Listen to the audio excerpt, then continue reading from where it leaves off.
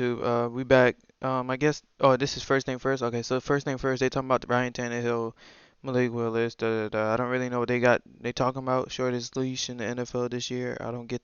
I don't know. We're just gonna see what they got to say. Let's get into it. Very, very nicely done.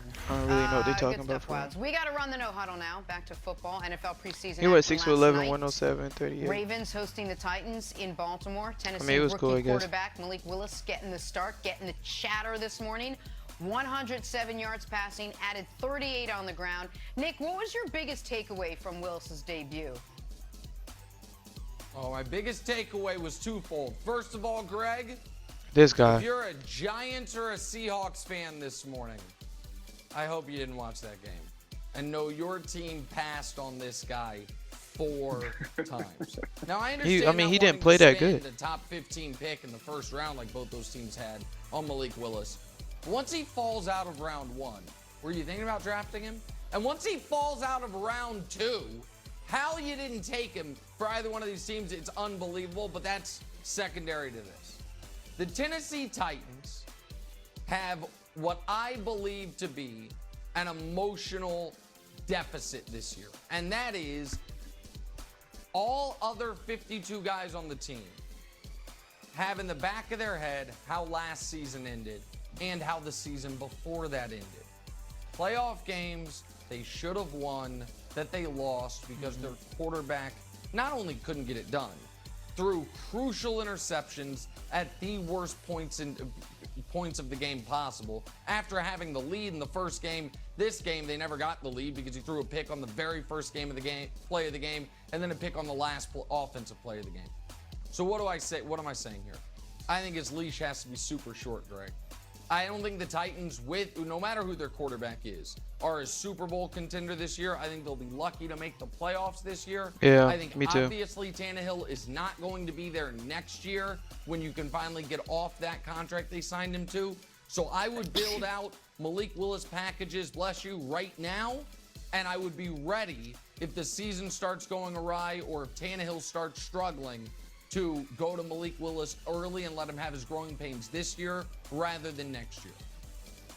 I agree with that. Well, I disagree with you there. I don't think that No. Ryan Tannehill has anything to worry about this He year. do. I think that you are right when you talk about them preparing Malik Willis somehow with some type of package just to get him some type of game time experience because you look at their future and you can see him being a huge part of that. But what popped out to me last night, watching that game and watching him, was how physically imposing he looks. Like, I know it has nothing to do with his skill set, but this is a huge guy in these pads. Nah, he You did. have to Yeah, he believe did. that Look. defenders are going to be falling off of him when he drops back and he gets outside that pocket, like we saw last night. And then you look at the arm, the strength, the firepower that he has. He was inaccurate at times, but that comes with, settling down, getting a little bit more comfortable with the way the game is going, and confident in knowing that your guys are going to be where you need them to be, and just Nah, I ain't gonna lie. When I was watching the game, like when we was just watch, I was just watching the highlights. I was thinking that in the back of my head that Malik Willis had looked, he had looked big. Like he looked not chubby, but he got weight on him. there and trusting your instincts. He got weight on him. But his size and his arm talent just popped off the screen for me. So I'm excited to see him progress. But Ryan Tannehill, he's gonna be their guy. He's a guy that you can actually get through the season. I think we all believe that. You can get through the season with, you may not be able to win a championship with him, but you have a chance with Ryan Tannehill at quarterback. Oh, So, no. Greg, I want your reaction to this because it was a bit of a hot and cold performance. When I was watching the game, I thought Malik Willis was hot. He was making great passes. He was making plays with his legs. He had this little sidearm Mahomes-esque play that it just said, whoa. And like you said, I mean, just that was jumps cool. off the screen. The cold I part don't know, of it bro. was Don't hype him up a Vrabel little too pulled much, him bro. from the game because he wasn't throwing to receivers or wasn't running the correct plays, I guess. That's what I'm Listen to saying. this Like he Vrabel didn't look. sound. I want your reaction. He on the didn't look backside like of he it. Take a was. listen. being No, that's because efficient. I wanted Malik to throw the ball, and he wasn't, so I put Logan in. That that's interesting. Well, two takeaways from there. Number one, he's a rookie guy. He's a rookie quarterback. Typically, what they're going to do, they're not going to go all the way through their progression. Their first NFL game, they're going to get the ball out of their hands. That's what we saw him doing. Looking at his first read, maybe the second read. Very seldomly do you see a young rookie quarterback talent get in the game and show extreme poise and just sit in the pocket and go through 3 reads and then get back to number 1. It's hard to do that. It is just challenging to do that. And when you are a young guy, number 2, lean into your strengths. That is his strength. Getting outside the pocket, using his legs. Yes, you want him to throw the ball. He don't look as fast but as people were saying he was. I get that, but you drafted me to do what I do. And this is what he does. This is a part of who he is. And so that has to be taken into the consideration. Yeah, but you gotta listen to your I coach. get him wanting to throw the ball and save his legs. The thing is, he gotta listen to his coach, because his coach probably want him to throw to just see like where he was at accuracy wise, or like, you know what I'm saying, what he can do game situation, where he could put the ball at. So him not doing what his coach is telling him to do is messing up the analysis that the coach need. You know. But look, man, So you gotta give him a chance. And that was a good also, throw right there, though. Can I ask a question? Wilds, was Malik gonna play the entire game?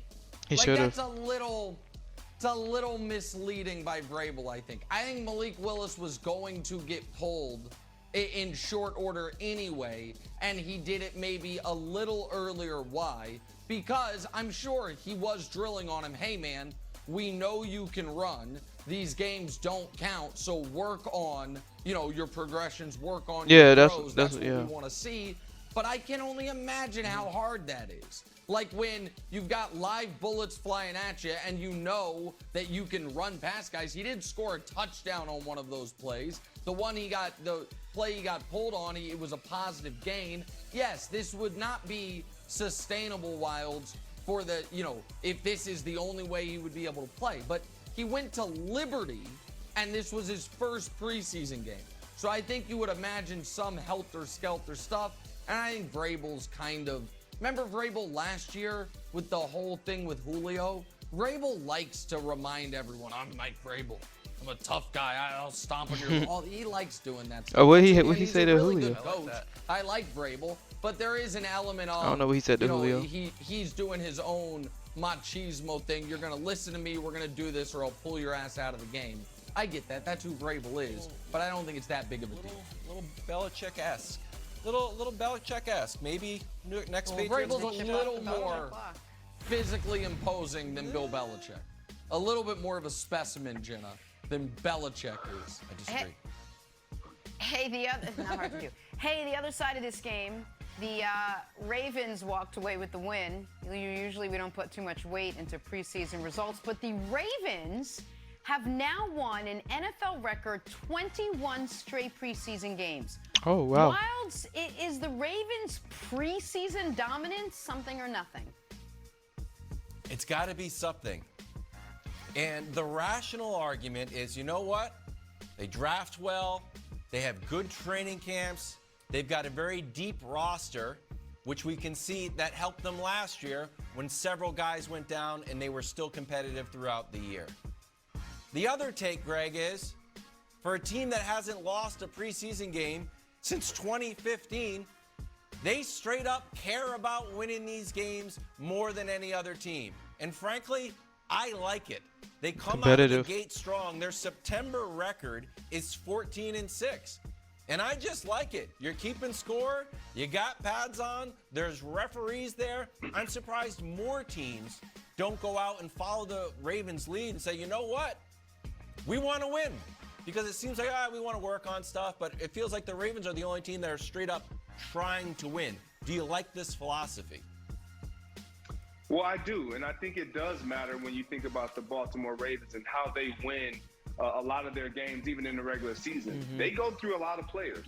And so you mentioned something about their depth. They have an extreme amount of depth in the idea from just the novice fan watching is like, oh man, all these guys are very talented. Yes, that's true, but all of them aren't on the same playing field. And the Baltimore Ravens do such a great job of finding guys that fit their schemes. Yeah, they do. And that seems like, oh my gosh, wouldn't everybody do that?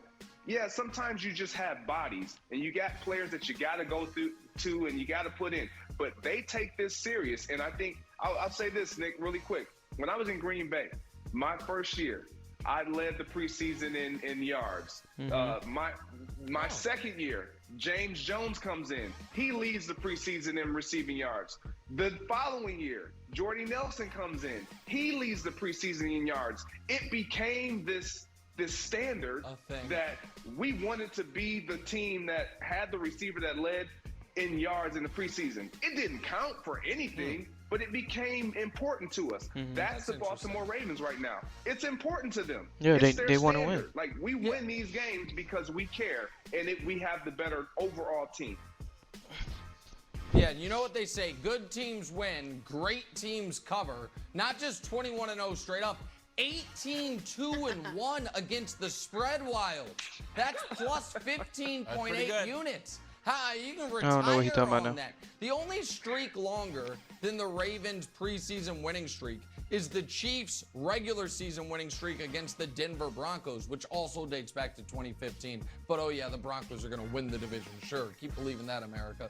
On this note, though, I think the most important point, Wild, This man be is going in, the bruh. first one you made. Yes, they care. He be going in, I but he also be think talking about nothing. This team, from Ozzie Newsome to Eric DeCosta to right now, drafts so incredibly well that their third stringers, when it's third string against third string or second string and second string, the Ravens are going to have the edge on almost every team in football because they always have a quality of depth and a quality of roster that I think is near, if not at the top of the league. So I think, yes, they care. Harbaugh cares, all that stuff. But I also think even if the Ravens front, They don't just let their anybody top on their 10 team. players That's good, though. do not match up against the top 10 players of the Bills or the Rams, right? But I think their bottom 10 players for the last half decade have been the best bottom 10 players in the league, if that makes sense, because of how well they are. Yeah, you going a little too. You doing too much right now. But we know what you're trying to say, bro. We know what you're trying to say. All right, that's the end of that. See you guys in the next video.